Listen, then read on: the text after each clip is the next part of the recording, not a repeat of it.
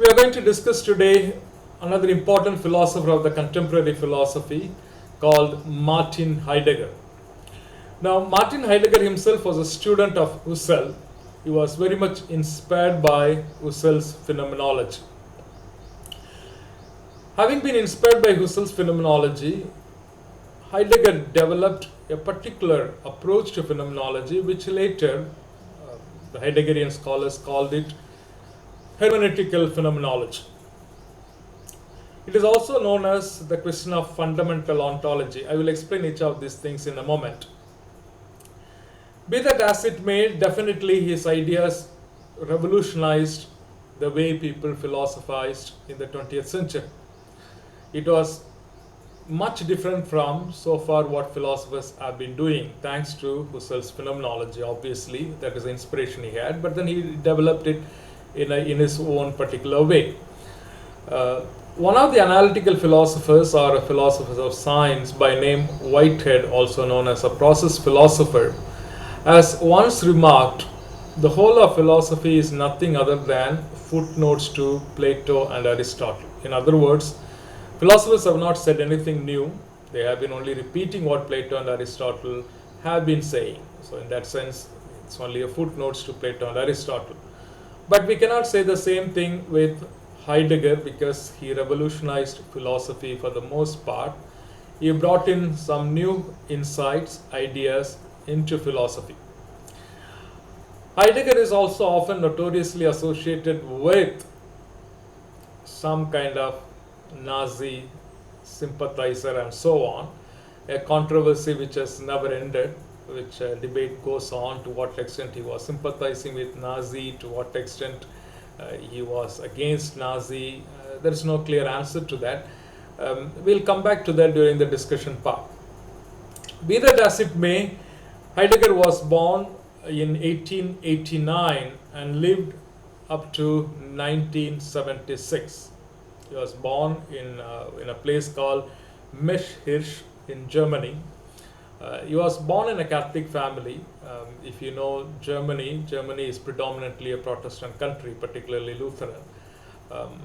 But he was a Catholic, and initially he was attracted to Catholic way of life, and he joined even the seminary training to become a Catholic priest.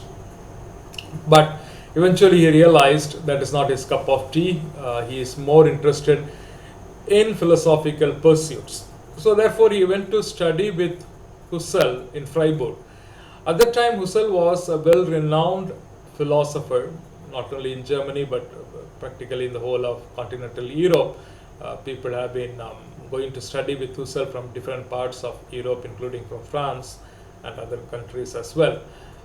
Husserl had many interesting, important students. Many of them turned out to be great scholars. Obviously Heidegger himself, but also Hannah Arendt, whom you are very familiar with.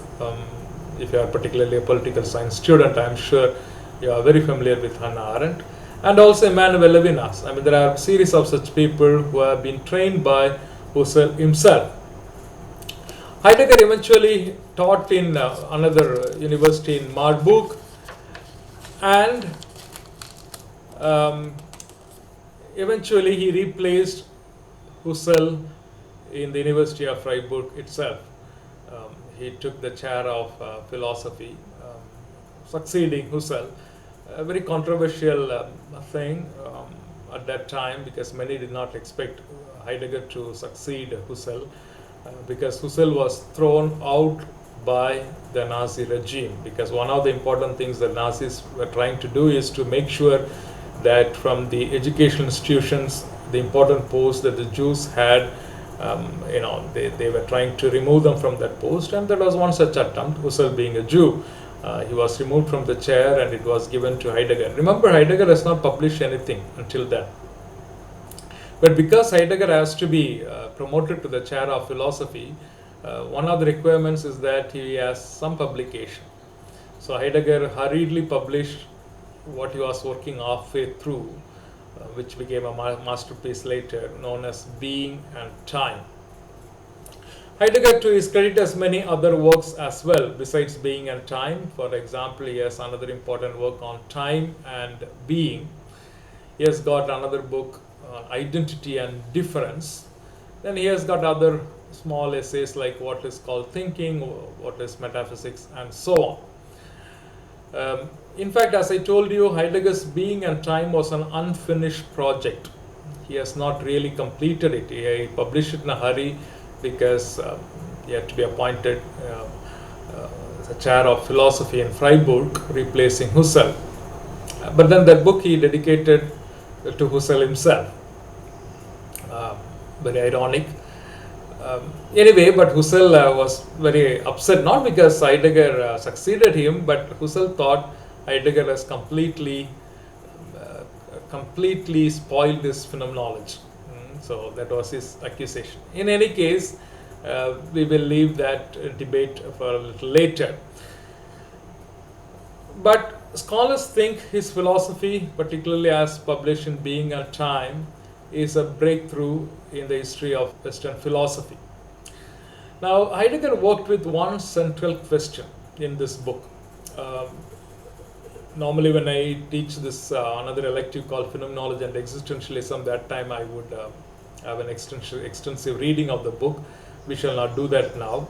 If anybody is interested, you can read that.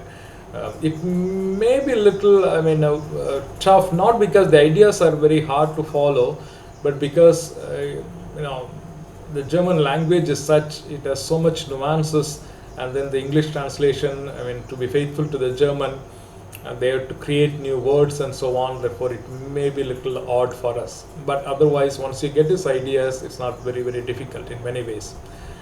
There is only one central question he had, or the vital concern he had. That is, how can we retrieve the forgotten question about the meaning of being? His claim was the history of philosophy has forgotten over a period of time the meaning of being, B-E-I-N-G. Now, the word being is a very commonly used word. You and I are very familiar with that word. But in philosophy, it has a very specific meaning. And then he claims that this meaning has, over a period of time, has been somehow ignored, or new meanings have been given to them to the detriment of the original meaning of being. And therefore, this is called the retrieval of fundamental ontology. These are big words, but ultimately it means very simple ideas. Ontology is a Greek word. Ontos means being. Logos means study. Obviously, it's a study of being, and therefore the fundamental ontology. Heidegger claimed that ever since Plato and Aristotle, being has been put into oblivion. It has been forgotten. In other words, being has been interpreted very differently, contrary to the original insight of the early Greeks, the pre-Socratic thinkers and so on. But later it has acquired a different meaning. Now, what does that mean? In many European languages, there is a difference in this word being in its verbal form and it in the nominal form, in the noun form. Unfortunately, in English, we don't have that distinction. The participle form of the infinitive to be in English is being, but anything that exists is also a being, a living being. That is a nominal form, it is a noun form. But in many European languages, you do have distinctions, so also in German. So Heidegger wrote in German, you see, and therefore it was not very difficult for the German speaking to follow the distinction that he is trying to make. In German, if you want me to type that, the nominal form, when you refer to a particular being, an existing thing, it is used the word sciendes.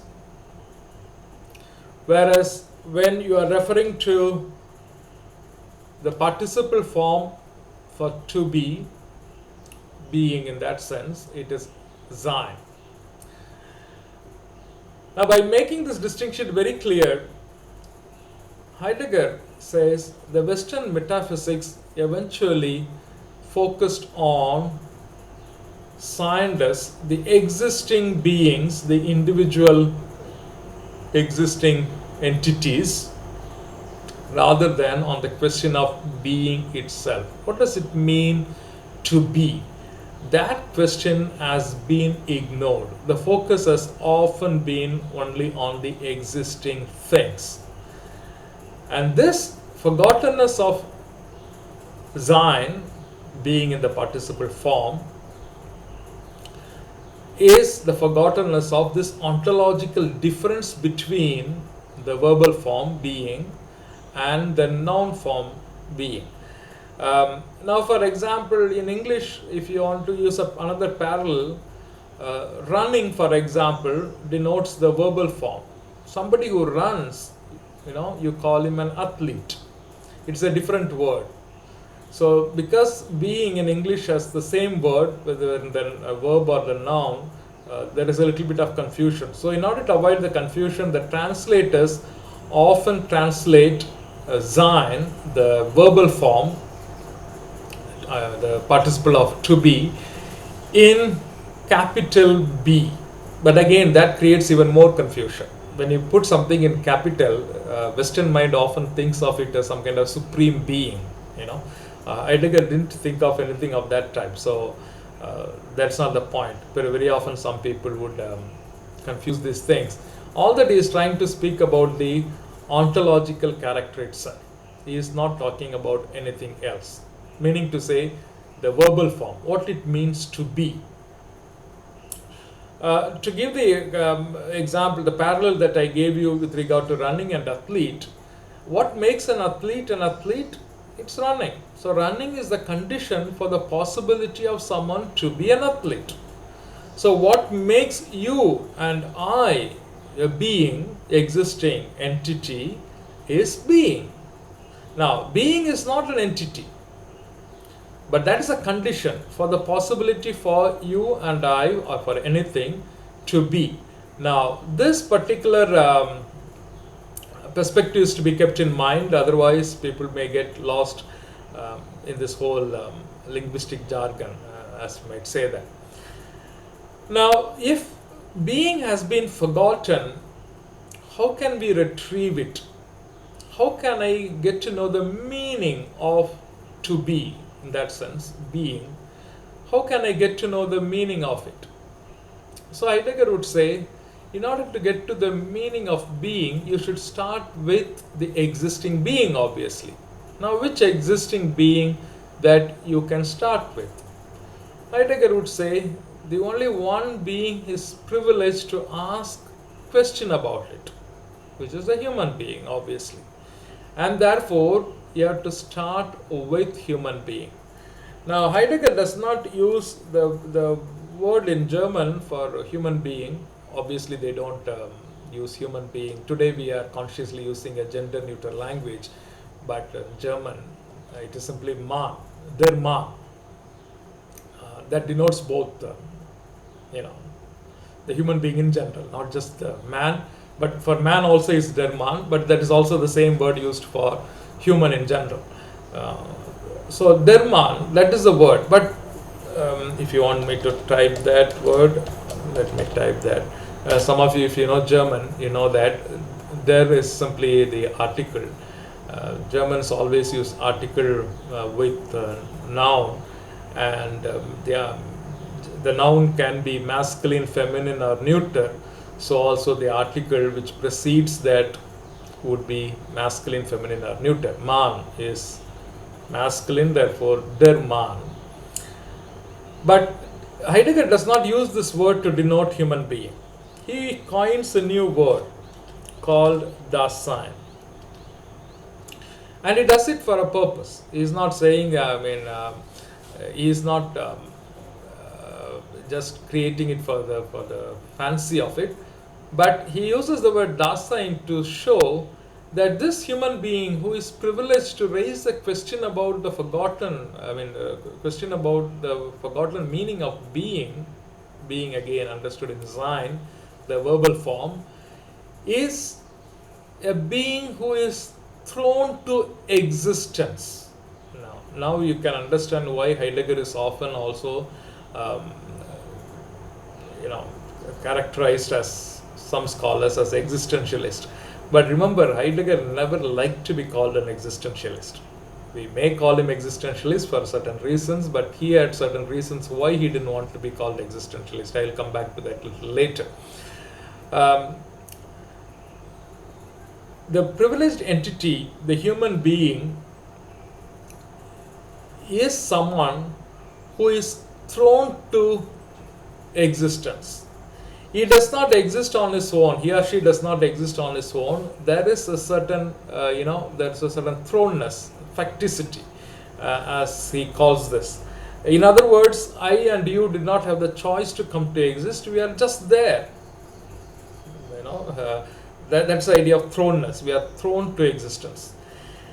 And that is why, in order to characterize our existence as thrownness, Heidegger uses this word Dasein.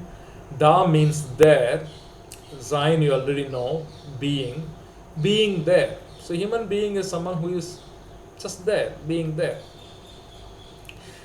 Now, therefore, Heidegger says, though my focus is, Heidegger's focus is on ontology, that means the study of being as such, not the individual beings. Starting point is from what he calls the ontic pole. Now, he makes a distinction between ontic science and ontology. An ontic science is something that you study about individual existing being.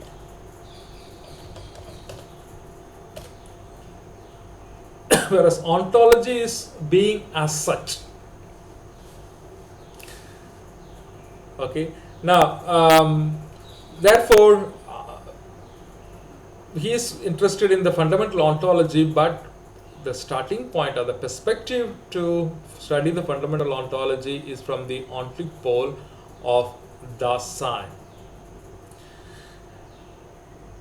Generally, before we go into Heidegger's hermeneutical phenomenology, it may be important for us to draw some distinctions of Heidegger's idea from that of Husserl. Let us recall briefly, Husserl is interested in the question of knowledge. Not perhaps in the traditional sense. Husserl did make a difference from the traditional sense. In the traditional sense, knowledge is understood as the subject who knows, and there is an object that is known, and there is a process through which the subject knows the object. Now, this is the traditional way of theory of knowledge. In philosophical jargon, we call this epistemology. Episteme means knowledge, anyways. Study of knowledge, therefore epistemology. Now, if you for Husserl, it is not the same as the traditional epistemology, but still it is nevertheless the focus is on knowledge. It is about how do I know something. May not be from the traditional way, but still the question focus is on knowledge. For Heidegger, the focus is not on knowledge. The focus is on ontology. It is on the being. Well, it is a study of being, but the focus is still the being itself.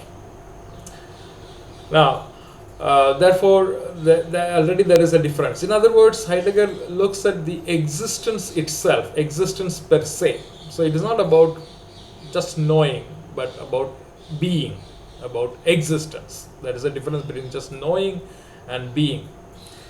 Now, Husserl, the focus is on the knowledge of the essence. You remember, the essence for him is something by which you can direct your intentionality consciously to the object outside of you, by which you can impute the essence of things.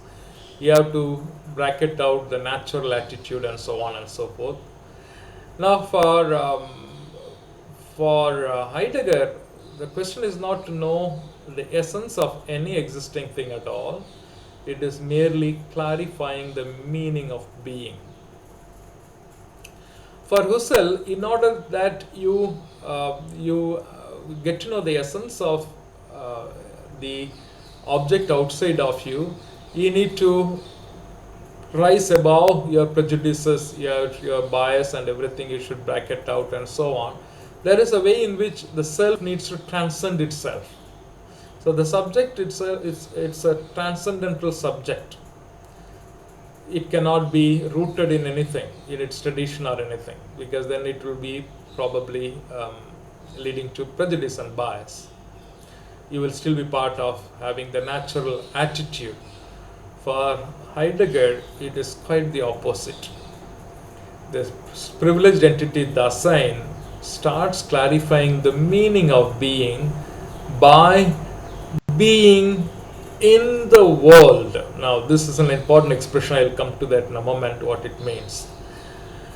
Because of a transcendental subjectivity for Husserl, the experience in the knowledge process is one of a transcendental experience, whereas for Heidegger, it is an existential experience, precisely because you are rooted in this world. Very similar to Nietzsche in that sense, because Nietzsche also is, is very earthbound thinking. So Heidegger is somehow, acknowledging in some way a certain Nietzschean approach to philosophy. For Husserl, existence has to be bracketed; it has to be suspended. For Heidegger, existence has to be taken very seriously. You cannot bracket existence. In other words, you have to remove the brackets. Now, I think these are some of the differences between Husserl and Heidegger. There are many others. I think this is enough. And this is for this reason, Husserl's phenomenology is called descriptive phenomenology, whereas Heidegger's phenomenology is called hermeneutical phenomenology. Now, what is hermeneutical phenomenology? Hermeneutics is basically, it means interpretation. It's again a Greek word. Hermeneutics comes from hermeneion,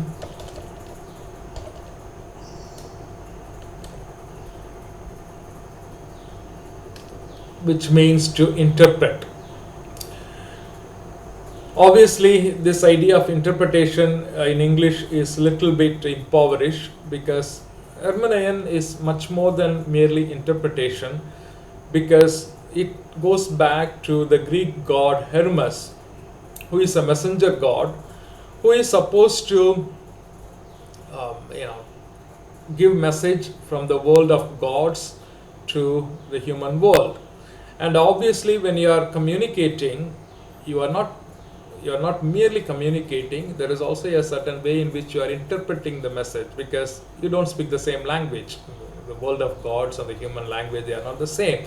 Therefore, a certain way in which you translate it, you express it, you explain it, you interpret it.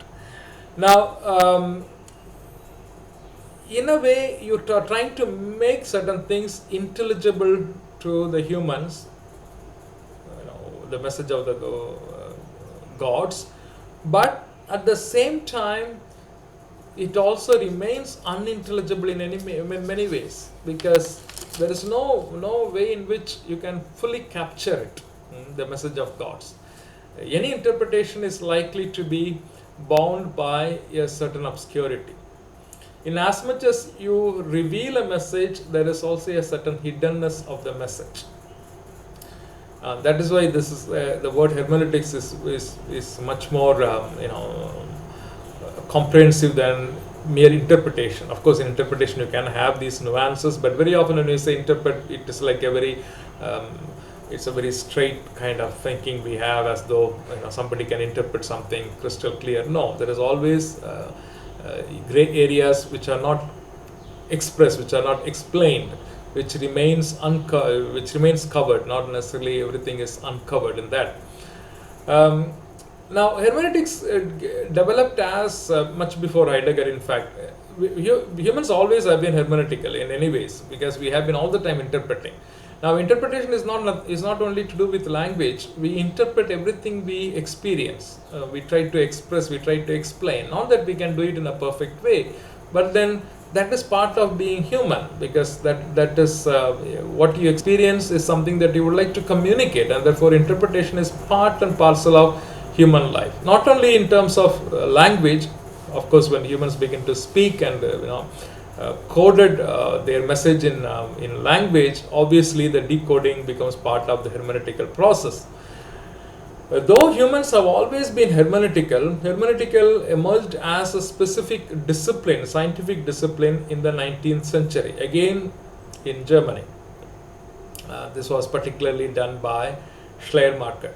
Now, the reason why hermeneutics emerged as a very scientific discipline is not for philosophical reason, but primarily for religious reason. It doesn't mean hermeneutics is used in religion alone. Hermeneutics is used in practically every aspect of human life. But as a scientific discipline, it emerged in religion.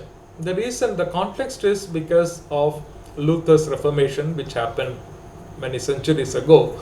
But then, the Luther's Reformation had to be backed up by some scientific way of proceeding.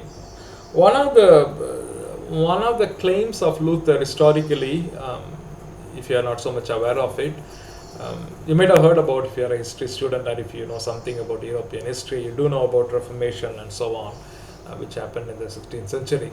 But one of the claims of Luther as part of the Reformation is the famous Latin phrase sola scriptura.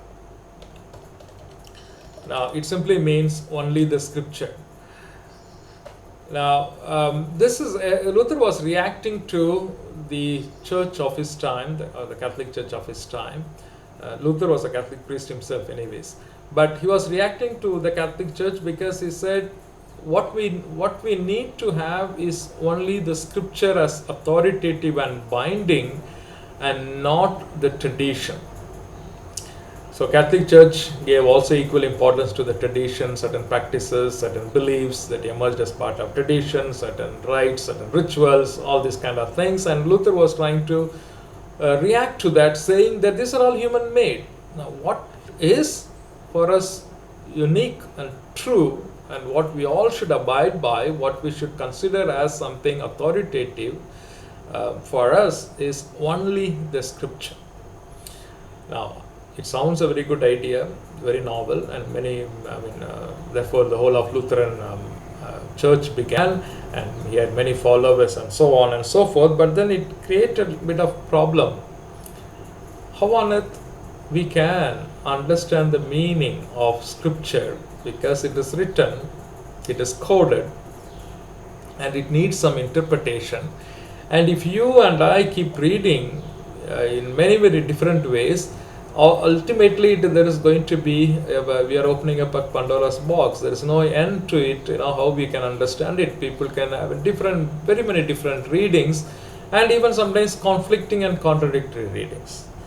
What can become authoritative becomes a problem. It is over a period of time when this problem emerged. It is then Schleiermacher realized then that we should develop something called hermeneutics as an academic discipline.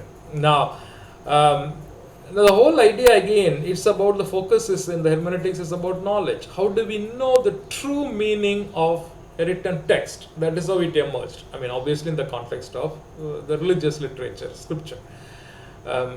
So Schleiermacher focus was basically how do we know, what are the methods, what are the scientific tools we may have to know the true meaning of the text. Obviously Schleiermacher came up with saying the true meaning of the text is the meaning that is intended by the author. How do we know what the meaning of the author? His idea was not very, very convincing. He said you have to relive the mind of the author. You have to somehow, in some kind of psychologism that is advocated, you should know to relive the mind of the author. It doesn't mean anything. Of course, you have certain grammatical rules and so on and so forth that is part of it. You have to re-experience the mental process of the author. Now, this is called the psychological interpretation, alongside the grammar and so on that you would be using. This is not a very convincing approach, because the question is, can we ever relive the same mental process as that of the author, especially when the author or the authors are remote and their context is very different. They lived in a different time, even different space in terms of there are cultural factors and so on. This is not very viable option anyways. Well, later, of course, Dilthey came, and then pretty much Dilthey is another Schleiermacher. I didn't type the name, but yeah, I can type that. I don't know whether you are familiar with this whole hermeneutical thinking and so on, but Dilthey again, pretty much, except for a certain aspects of bringing about the importance of history, he ended up pretty much similar idea of Schleiermacher, except that he focused a little bit on some historical facts and so on we should be aware of, etc., etc. Now, if you notice, hermeneutics has still been focused on the question of the knowing, the knowledge, the true meaning of something. How do I know the true meaning of a text? The focus is still about the truth or the falsity. Heidegger, for the first time, brought in the idea of course, hermeneutics developed beyond religious circles and so on. It became an independent discipline. Heidegger made use of this hermeneutics as what he calls an ontological process. Now, what is an ontological process? Now, this is where his phenomenology comes into play. Now, if you notice, for Husserl, the meaning of whatever we are trying to get of an object by directing our consciousness, that meaning is given to my consciousness, not a meaning which is inherent of the object. I gave you the example of, I don't know if I gave the example, if not, anyway, for Husserl, traditionally, when you speak about a fierce dog, you would say fiercity is the attribute of the dog. The fiercity is part of the nature of the dog. Okay, it is an attribute. It is given. It may not be the essence of the dog. The dogness is the essence of the dog. Traditional epistemology or philosophy. The dogness is the essence of the dog, but fiercity is an accident of the dog. It need not be that way, but this dog happens to be that way. It is an accident. It's an accidental property. But it is still a property of the dog. Husserl would say there is nothing in the dog which is fierce in itself. The way in which I direct my consciousness to the dog in a particular way, the dog is given to my consciousness in a particular way. If I approach a dog with fear, obviously the dog is given to my consciousness as a fierce dog. So simple as it is. That explains why some people can befriend a dog easily and others can't. It is not because the dog in itself is fierce or it is fearsome or whatever it is, but it is because a particular way the subject's consciousness is directed to the dog is given to your consciousness in a particular way. It reveals to your consciousness in a particular way. Now, Heidegger takes this idea very seriously. Thanks to this phenomenological approach, Heidegger would say, well, the meaning is not objectively present in the object. The meaning is not what you can read into the object either. It's not some subjective interpolation of what you think about the object into the object. The meaning emerges in the interaction between the subject and the object. So every time it is a fresh meaning that emerges. So there is nothing that is locked up in the object as a meaning, nor something is locked up in a text if you take the text as the object. So the meaning is every time fresh. It gives anew every time. That explains why different people can legitimately read different texts differently. And all of them can be considered valid interpretations. Now, Heidegger is not so much interested about the question of interpreting a text, unlike his predecessors or his successors. Heidegger is looking at interpreting reality as such. Text is one kind of reality, but that is not the reality. So it is about the whole of the being, the existence. So therefore the meaning emerges to us in a particular way, it is given to us in a particular way. And this is therefore known as a hermeneutical phenomenology. the interpretation or the meaning of something is very phenomenologically given to you, not in the traditional way. However, this hermeneutics also is very specific, because this hermeneutics, as I told you, is not about interpreting the text like his predecessors. Therefore, it oftentimes scholars call this as ontological hermeneutics. So far, hermeneutics until Heidegger has been very epistemological. It is still about the knowing the meaning of something by proper means of interpretation. But now, this is completely different. It is ontological hermeneutics. Now, what does it mean, ontological hermeneutics? Heidegger says hermeneutics is an ontological process. Why it is ontological process? Because the way you derive meaning depends on your historical rootedness, your existence in a particular time, in a particular space. So the very way you understand something depends on your locus standi, where you stand. So therefore, the whole question of your being in the world, the being in the world is a very, very important term. I'll come back to that in a moment. The being in the world is your rootedness becomes very important. Now, traditional ontology is very much influenced by the distinction between subject and object. This polarity or this binary is part of the traditional ontology, traditional study of being. In fact, if you look at the whole of modern philosophy, it is very much epistemologically driven, and oftentimes the debate is between what we know, whether it is objective or subjective. I mean, this has taken the whole of modern philosophy for the most part, starting from Descartes, and it went on up to Hegel, in fact, and even now it may continue in different ways.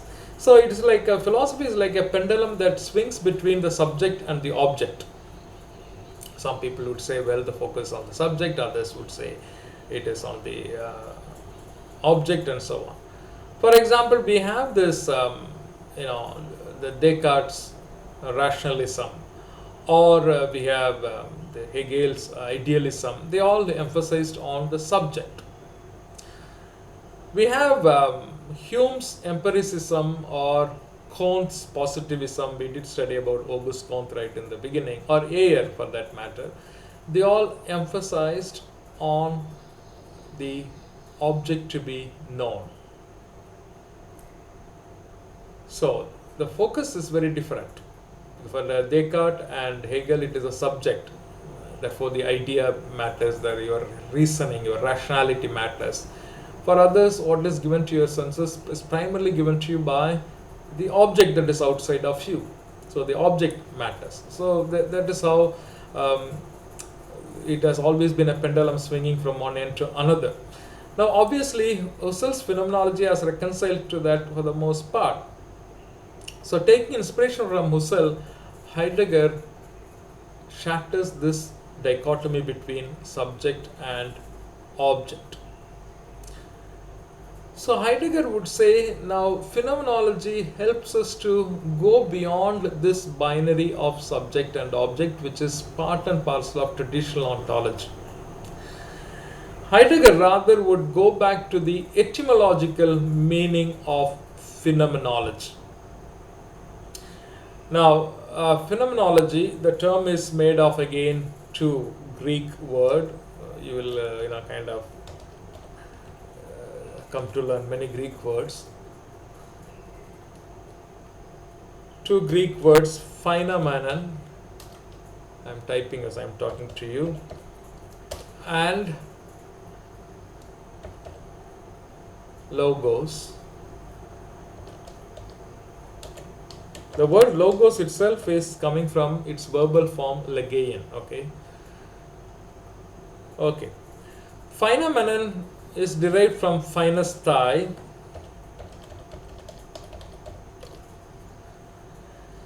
It means to show itself.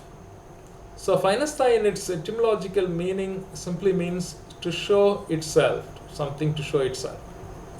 Legein means to let be, let something be, or let something be seen.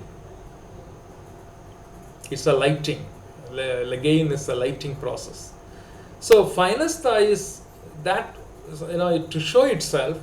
Legein is to let be seen. Now from the subject point of view, you let something be seen. That's not enough, but something also should show itself. It is complementary, it is related. Unless there is this letting be seen, there is no showing itself. Unless there is showing itself, there is no letting be seen. Let me give you a very, very practical example which you will help understand better. Suppose if you want a friend to help you when you have some difficulty, let's say, whatever be that, you want some kind of guidance with your career or with your life or choice or whatever you may think of, something very important to you. A good friend will have to wait in such a way that you yourself reveal what you want to talk. But a good friend should assure in some way that he lets you to be seen. That kind of space, that comfortable space, he or she has to create. Once that he or she lets that you be seen in a comfortable way, then you show yourself up. You will come up with what is so intimate to you, which probably you would normally not share with others easily. This is true of anybody, not really a friend, a counselor, for example, you want to, or even with a professor. The better the person feels, the comfort level is given to you. I'm using a normal word for us to understand. The comfort level is given given